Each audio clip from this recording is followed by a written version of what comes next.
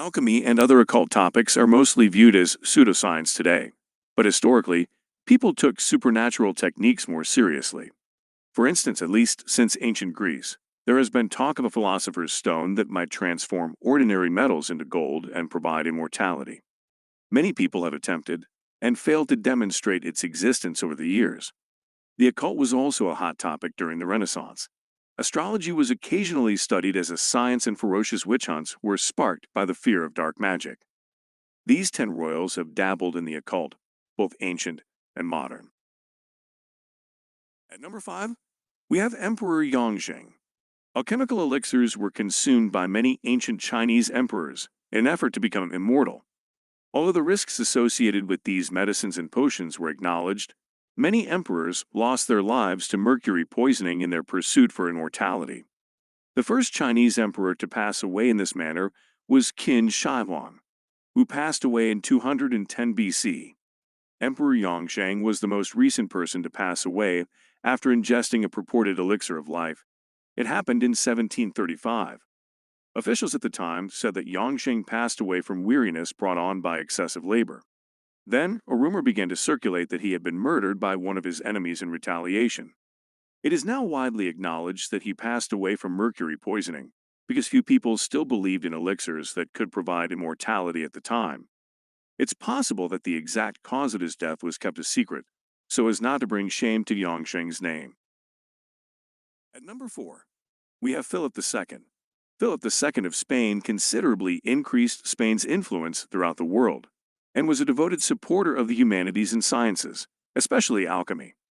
The royal residence of El Escorial, which also has alchemical distillation labs, a college, a library, and a chapel, was finished in 1584. It developed into a hub of learning as Philip stocked the library with important books on literature, science, and history. He invited alchemists to operate in the laboratories. Philip, for example, invited Irish alchemist Richard Stanhurst to his court in 1591 after learning that he had created a miracle cure. Stanhurst tried using the medication in his experiments, but nothing came of it. Philip had people trying to transmute base metals into gold because he was intrigued in the concept. No results were obtained from these tests. Although transmutation and panaceas are now understood to be mythological concepts, Philip II's interest in alchemy was motivated by scientific inquiry rather than a fascination with the paranormal. At number 3, we have Crown Princess Y. Crown Prince Munjong wed Lady Kim in the early 1400s, when King Sejong ruled Joseon, or what is now modern-day Korea, and she became Crown Princess Wei. Only a few years into their union, Wei was expelled for witchcraft, or as King Sejong put it, utilizing the sorcery of yin and yang manipulation to earn the favor of her husband. Hako, the princess lady-in-waiting, had been asked to assist her in her quest to win the prince's heart. Hako instructed the princess to perform 2 tasks. First, burn the shoes of her potential suitors, and add the ashes to Munjong's wine to make him disapprove. And second, apply snake sperm to a piece of cloth, and wear it on her body to win his love. Another lady-in-waiting named Sundeok discovered ritually discarded pieces of shoe leather, and alerted King Sejong to her concerns. The crown princess admitted to everything after being questioned. This subsequently led to Hako's execution. Princess Wei had her title taken away, and was exiled from the palace shortly after. At number 2, we have Frederick William II.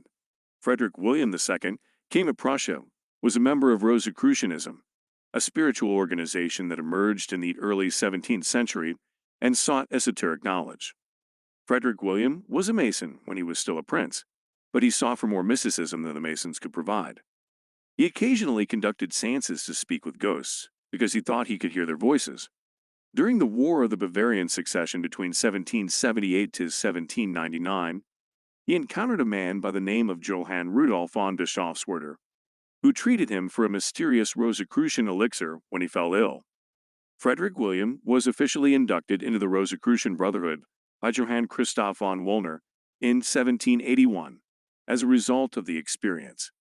Both Wollner and Bischofswerder were given leadership roles when he became king in 1786.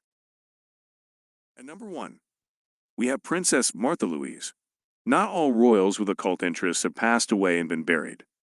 Fourth in line to the Norwegian throne at the moment, Princess Martha Louise makes her money as a clairvoyant. She left the royal family in 2002, renounced her official title of Her Royal Highness, and stopped receiving her $1 million yearly allowance. Since then, she has allegedly developed clairvoyant powers into a vocation. She is a motivational speaker who formerly managed an angel school, where she instructed students on how to communicate with the dead and angels. After naming a seminar series, she attracted criticism in 2019 for abusing her royal rank for financial advantage. She co-founded The Princess and the Shaman with her fiancé, Derek Barrett, a self-described shaman. She consented to give up the title and has formally renounced her royal responsibilities as of November 2022. However, the couple is still lambasted by the media for promoting nonsense science. Barrett has asserted that he is not a typical human, but rather a hybrid of a reptile and Andromeda, and that he can heal diseases, including cancer, and spin a person's body's atoms to make them younger. Did you enjoy this video? Let us know down below in the comments what other top picks you'd like us to educate you on. And be sure to subscribe and ring the bell to be notified about our latest videos on Quick Glimpse.